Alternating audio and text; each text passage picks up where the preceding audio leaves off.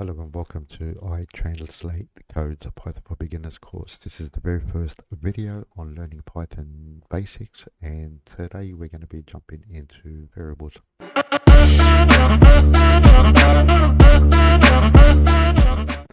So if you think about it, what is a variable? You actually see this in your everyday life, right? So take a look at this. Now, this is an actual box, right? So as a coder, this is a variable. If you take a look at this container holds, or it stores food, nuts, bolts. It holds a fair bit of things, right? If you also take a look at your boot or trunk, depending on where you live in the world, this is also a variable in the coding language, right? Because it holds things. It holds your shopping. You can hold, your spare tire. So that's pretty much what a variable is. So we see variables every single day in life when we look at it. So this is an example, right? Let's say you're going to go ahead and move houses. So now you're picking up your house. You go ahead, grab a box, you walk into the kitchen, you label that box kitchen, you throw in your plates, you close that up, and then you move to your new place. Now, once you're in your new place, or what you go ahead and do is when you want to unpack your plates, right? You go to your kitchen box, and you grab that box, cut it open, you unpack your plates, right?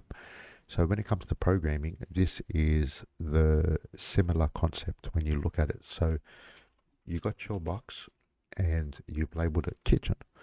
Then we go ahead and the one equal sign is we're assigning. So assigning is pretty much placing, right? So we're going to go ahead and place plates inside of our kitchen box, right? If we go ahead and do one bathroom, inside the bathroom, we're going to go ahead and place inside it, right? So shampoo, right? So this is pretty much what the variable is. It's really understand when you look at your everyday life, you realize that you've used so much of it in there already.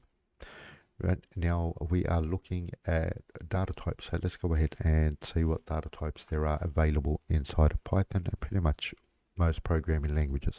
I'm not going to go ahead and talk about every single thing because I do want you guys to get into the rhythm of coding, and a lot of repetitive stuff inside of coding is actually searching.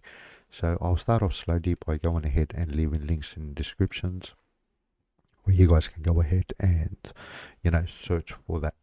So the first two data types that I've placed here, which is shampoo and plates, these are called strings. Now, most programming languages require you, when you do a string, to double quotation. Python, on the other hand, Python is a bit different and doesn't really necessarily need the double. A single can also go ahead and work. Now, another data type that we have is, if you look at your age, you have a data type called an integer. So an integer, is kind of a round number.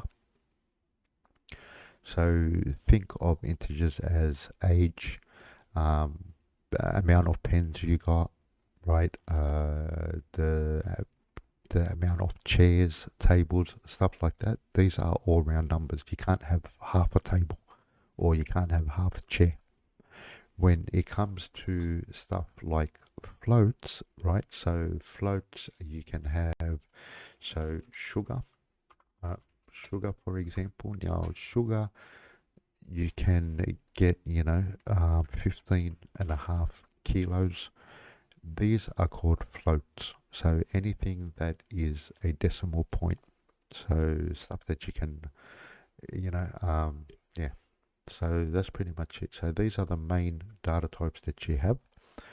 And a quick recap. So variables are things that store stuff, right? You can think of boxes, cups, plates. So anything that you can put something inside it and it holds it. An integer number is something like your amount of tables, age, chairs, stuff like that, round numbers. And your floats are anything with decimal points, right? These are floats. And then you also have things like dictionaries and lists. Another thing, when it comes to a list, think of a bookshelf, right? So a bookshelf works like this. You have book one, right next to book one, you got book uh, book two, right? And then book three, and so on.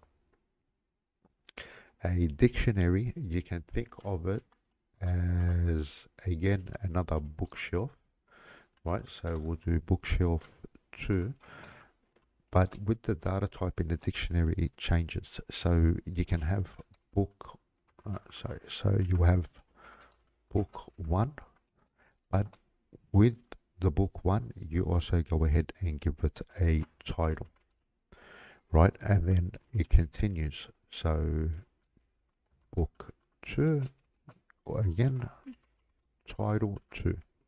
So these are the difference between the list, the dictionary, but it's still a shelf, right? So it's kind of still something that's stacked neatly. And that's pretty much what variables are and the data types, some data types that are in there. So if you guys look around, through your daily activities, you'll realize that a lot of the coding concepts come from that. So pretty much you know how to code, you just need to get translated. And this is what I am doing. So go ahead and have a practice, check what's what, try to create variables, try to put data types inside of the variables and see how it goes. Now, when you want to call them, right? So let's say we want to go ahead and grab the plate from our kitchen box. What we do is we just go ahead and head over to the kitchen. And then when we run this, you can see that it's given us our plates. So that's it for today's video. It's really easy when you kind of think about it and you put it into perspective with your everyday activity. It's just kind of something that you guys would want to go ahead and play with. Before we go, let me go ahead and just show you as an example with the bookshelf. So if we want to go ahead and get an item from the bookshelf, we're going to go ahead to bookshelf, and then we're going to tell it what item we want. So we want item one, right? So also to keep in mind, arrays, they start at 0. So when you're counting arrays, they always start at 0, not 1. So when we want number 1, we're actually going to get book 2. See how we got book 2 here because arrays start at 0. So that's it. I will be linking more descriptions so you guys can go ahead and figure out this stuff a little bit more on your own. And I'll see you guys in the next video where we go ahead and talk about if statements and show you guys how the computer gets to think, which is something very important in machine learning.